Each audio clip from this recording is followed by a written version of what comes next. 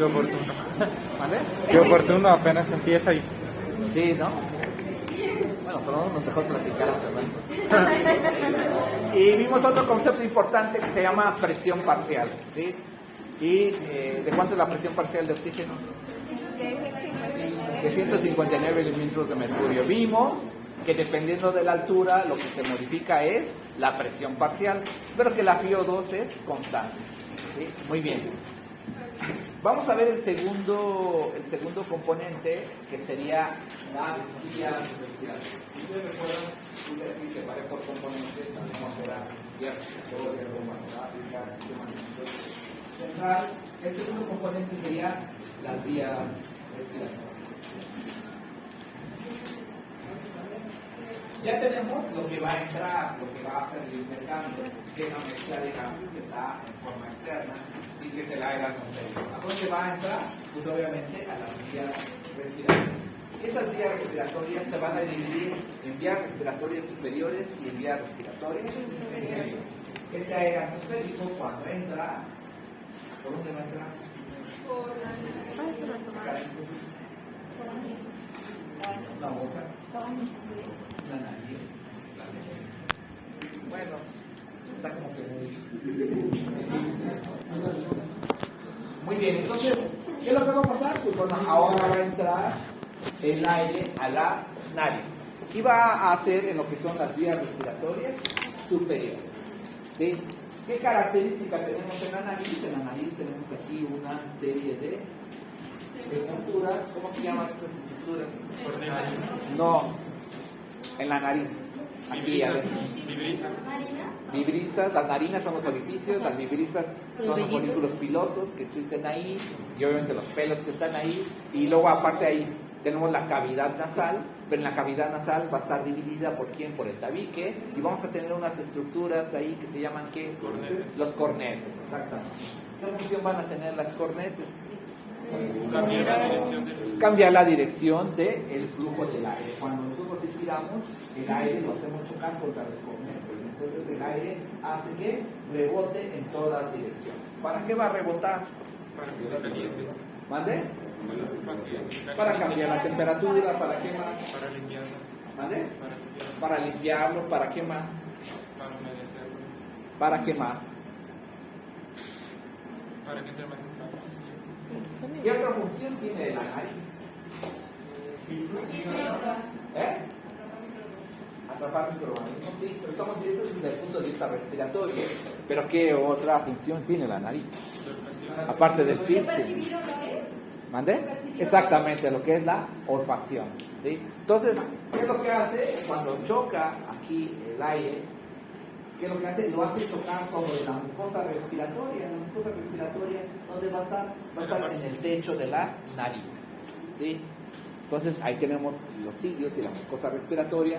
Cuando inspiramos, choca contra los cornetes, se hace ahí todo un torbellino de aire, lo impacta sobre la mucosa respiratoria para que pues se puedan atrapar todas las partículas químicas melódicas y nosotros podamos percibir los olores, ¿no? De hecho, ¿qué es lo que se hace? Pues olfateas, ¿no? ¿Qué haces?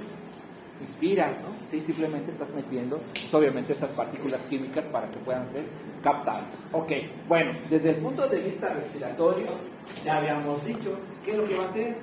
Lo va a filtrar, ¿sí? ¿De qué forma lo filtra? Pues obviamente las vibrisas y lo que es la mucosa que está en las narinas van a atrapar partículas. Obviamente estas partículas van a ser partículas grandes, ¿sí? Va a atrapar partículas de 30 a 50 micras, ¿sí?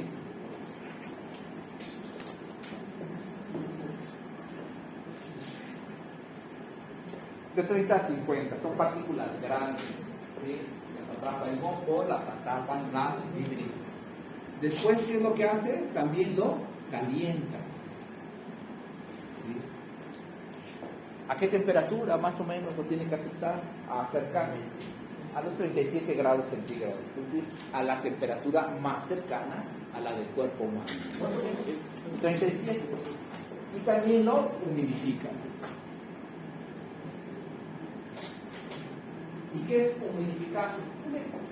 Humedecer. ¿Y qué es humedecer? Ah, Así es. Pero agua en qué forma? y luego, Gaseosa. Es saturarlo de vapor, que sería la parte gaseosa, de agua. Entonces hay que saturarlo de vapor o partículas de vapor de agua. ¿Sí? A este proceso de filtrar el aire, calentarlo y saturarlo con partículas de vapor de agua se llama adecuación. ¿Sí? Entonces, el primer cambio que sufre el aire atmosférico cuando entra a lo que es nuestro organismo es la adecuación. ¿Sí? Y lo que se da en la nariz, en las vías respiratorias superiores.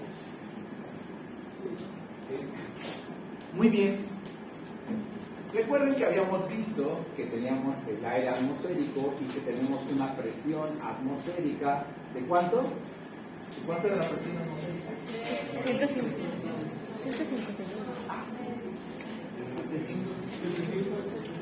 760 milímetros de mercurio. Pero habíamos dicho que de toda esta mezcla de gases, ¿sí?, la parte porcentual que correspondía al oxígeno era de cuánto? 21%. Entonces era la PO2, que es igual al 21%. Entonces, concepto muy importante, PO2. Y de ahí se deriva lo que sería la presión parcial, porque el 21% de 760 mililitros de mercurio es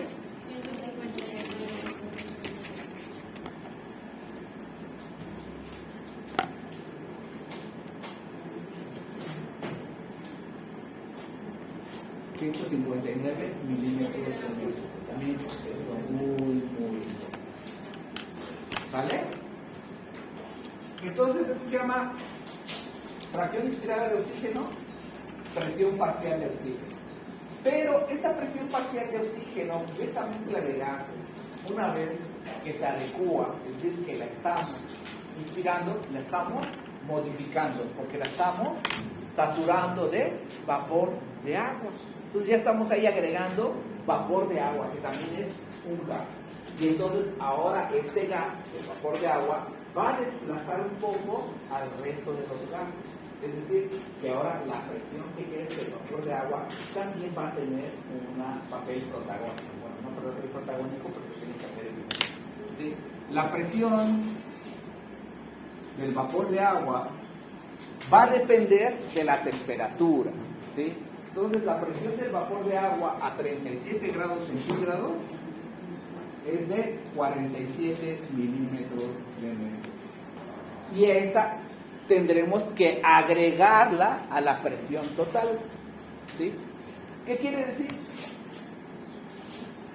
Que tendremos que hacer 760 milímetros de mercurio, que es la presión atmosférica total, tendremos que ahora incluir la presión del vapor de agua. ¿Qué hacemos? Le restamos los 47 de la presión del vapor de agua. Y esta después la multiplicaremos por 0.21, que es la PO2. ¿Sí? Entonces, ¿qué es lo que estamos ahí? Simplemente considerando la presión del vapor de agua, que son 47 milímetros de mercurio. No se lo sumamos, porque no podemos aumentar la presión atmosférica, se lo restamos, porque estamos ahora incluyendo, ¿sí?, la presión del vapor de agua está contribuyendo a la presión atmosférica total. No podemos sumarlo porque tendríamos que ir abajo del nivel del mar, ¿sí?, dependiendo, la presión atmosférica va a ser exactamente la misma, no se modifica, por eso lo restamos. ¿Sí? ¿Cuánto es?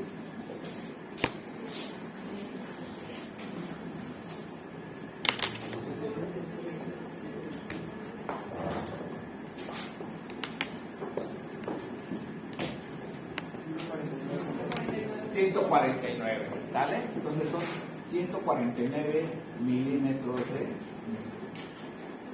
¿Vale? ¿Qué quiere decir?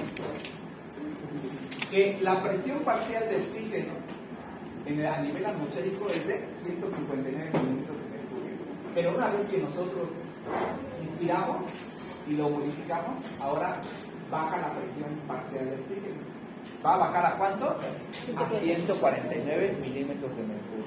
Y este va a llamar presión inspirada de oxígeno. Entonces tenemos aquí el tercer concepto.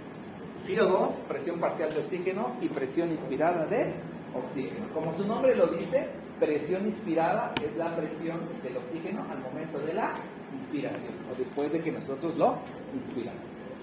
¿Sale? Muy bien. Después de ahí, pues pasa ya este aire, ¿hacia qué parte? ¿Vale? Hacia la nasofaringe. Luego a la orofaringe. ¿Sí? Ok, bueno, entonces esto va a pasar ahora a la faringe. La parte superior de la faringe sería la nasofaringe. Sería la orofaringe. Y luego la laringofaringe o hipofaringe. Simple y sencillamente, en todas estas partes continúa el proceso de adecuación. ¿Vale? En la adecuación no solamente se da a nivel de la nariz, pero cuando pasa a la parte posterior y va descendiendo, pues obviamente también continúa el proceso de adecuación. Se sigue calentando, se sigue modificando y se sigue filtrando también, por supuesto. ¿Sí? Y después de ahí, ¿hacia dónde llega? Hacia la laringe. ¿Sí? Y de ahí a la laringe, pues ya va a entrar a dónde? A la tráquea. Y aquí ya tenemos pues las vías respiratorias inferiores, que va a ser básicamente a lo que es a nivel de la tráquea.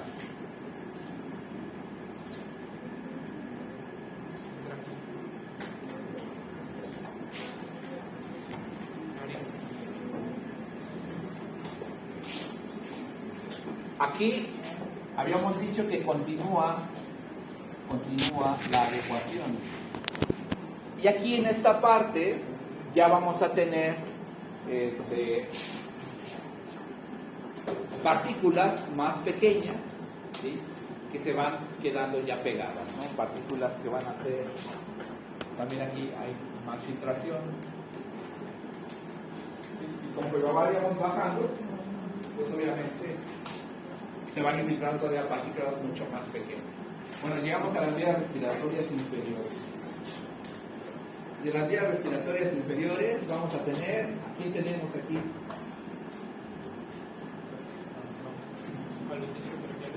¿Vale? A la tráquea, ¿no? Mira, así me quedó más o menos. Así parece. Puedo descubrir que sí se dibuja atrás. Ok. Sí, entonces aquí tenemos lo que es la tráquea y tenemos aquí los bronquios principales. Bronquio principal derecho, bronquio principal izquierdo. ¿Sí? ¿De qué está hecho estos bronquios? De cartílago, ¿de qué más? ¿Mande? Y músculo liso, básicamente. ¿Sí? Tenemos aquí cartílago. Básicamente está hecho de cartílago y de músculo liso. Y este va a tener una división dicotómica, es decir, que se va a ir separando de dos en dos.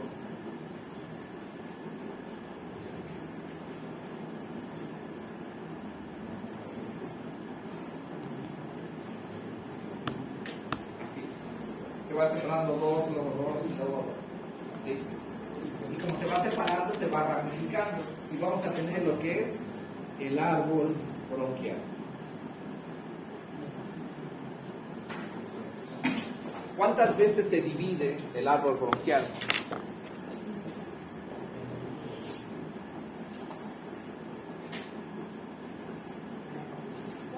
¿Cuántas veces se divide?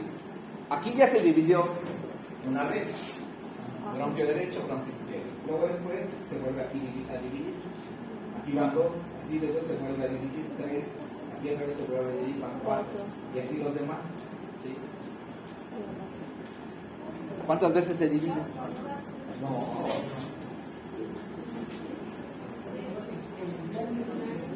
Exponencialmente se va a ir multiplicando, en realidad. O sea, este es la primera división. Aquí está la segunda, pero la segunda de este. Este tendrá que hacer también la segunda. ¿No serían 8? Este hará la tercera, pero es igual que la tercera de este. Esta también es la tercera. Y así todos. Por eso le hace de forma exponencial. Por eso se hace árbol bronquial. Pero en realidad, ¿cuántas veces se divide? No quiere decir 1, 2, 3, 4, 5, 6. No. Este es 1, 2, 3. Aquí apenas va en la tercera. 6 veces. Si no son 6. La tercera apenas. No es la sexta. Así, en este orden, ¿cuántas veces se divide? 6. Esa es de anatomía. ¿Cuántas veces se divide? 6 veces. No.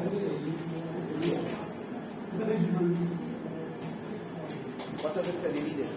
Se divide 23 ocasiones. ¿Sí? Tiene 23 divisiones. 23 divisiones. Y vamos a tener 16 divisiones que se van a llamar zona de conducción.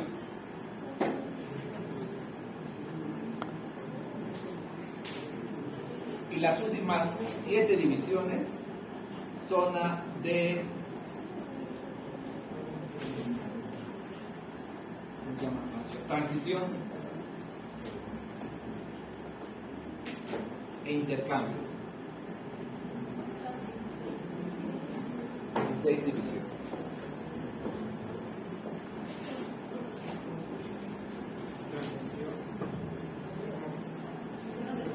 ¿Cuál va a ser la última zona a la cual van a llegar? ¿A la de intercambio? ¿Cuál va a ser la última zona a la cual van a llegar? ¿Cuál va a ser el destino final?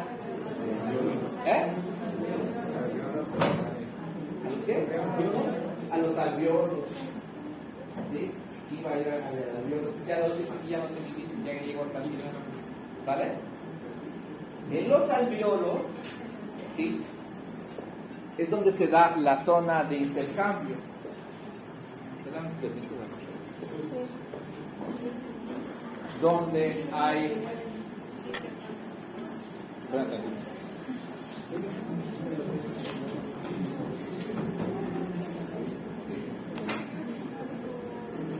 Los alveolos no son las únicas zonas de intercambio. ¿Sí? Antes de los alveolos tenemos los sacos alveolares, ¿sí? Donde tenemos varios alveolos. ¿Sí? Y este es un saco alveolar, esta es otra división.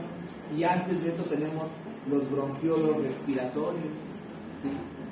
Aquí, alveolos, sacos alveolares, bronquiolos respiratorios, esos ya se da intercambio.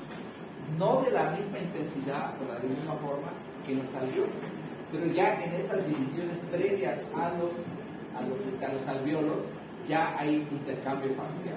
Por eso las últimas 7 divisiones se llaman zona de transición, ¿sí? Es decir, que sirven de conducción, pero ya se da de forma parcial el intercambio, hasta llegar a la zona de intercambio por excelencia, que serían los alveolos, ¿sí? ¿Qué quiere decir zona de conducción? Que simple y sencillamente se encargan de eso, de conducir, ¿sí?, el aire hasta la zona de intercambio. Si nosotros aquí inspiramos, ¿sí?, tenemos que llenar de aire todo esto hasta que llegue el alveolo, y el alveolo se va a llenar de aire. Pero antes ya tenemos que haber llenado de aire todo esto. Pero este aire que se queda aquí no se está intercambiando, ¿sí? Solamente el que entra a la zona de intercambio. Luego entonces, nosotros cada vez que inspiramos, todo el aire que estamos metiendo no se está intercambiando, solamente el que llega a la última parte, a las últimas 7 divisiones. ¿Sale? Entonces, en 16 divisiones, las primeras 16 divisiones son las de conducción y las últimas 7 divisiones son las de transición o de intercambio, hasta llegar a los aviones. Ok.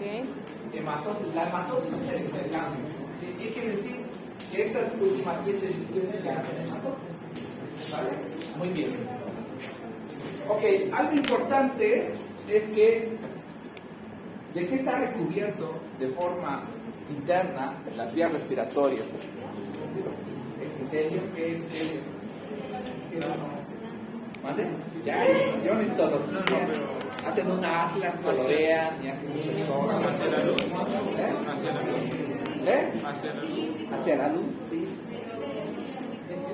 Ese epitelio se clasifica. Exactamente. Es el epitelio se despartifica. ¿Vale? Esto tenemos aquí. Epitelio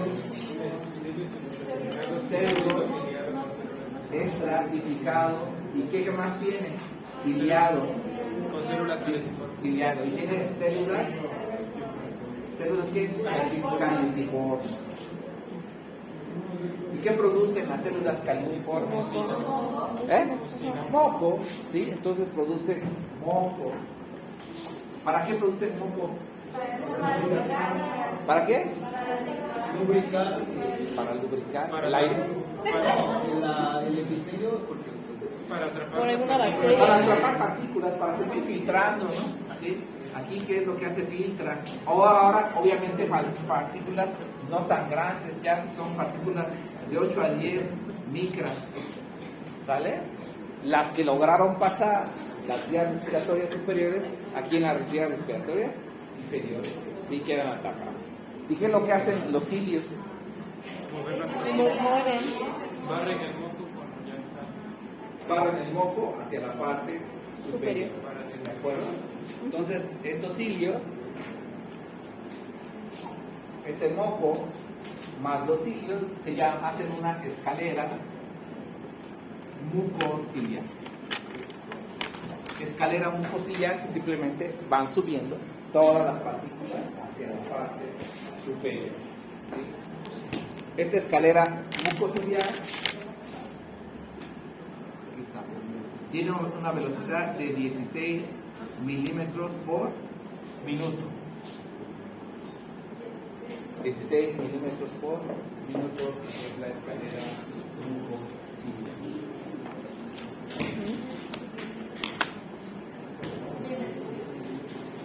Mucociliar. A ver, aquí dije de 8 a 10, ¿verdad? Es que es de 2 a 5 micras más pequeñas. Las que son de 8 a 10 son aquí en la nasofaringe, orofaringe, laringofaringe, 8 a 10. Entonces en la nariz, partículas más grandes de 30 a 50, en la parte inferior de la faringe de 8 a 10, en las vías respiratorias inferiores después de la tráquea de 2 a 5 micras. ¿De acuerdo? ¿Quién lo hace? La escalera mucociliar, ¿sí?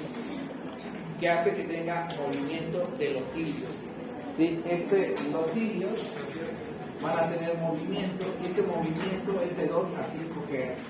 La frecuencia del movimiento ciliar en la tráquea y en los bronquios es de 2 a 5 Hz. ¿Vale? 2 a 5 Hz. Ok. Ya lo dices. El movimiento ciliar es de 2 a 5. Ok.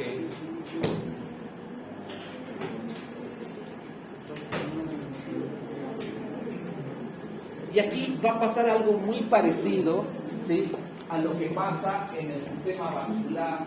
Recuerden que en el sistema vascular los grandes vasos, predominantemente, ¿de qué estaban hechos?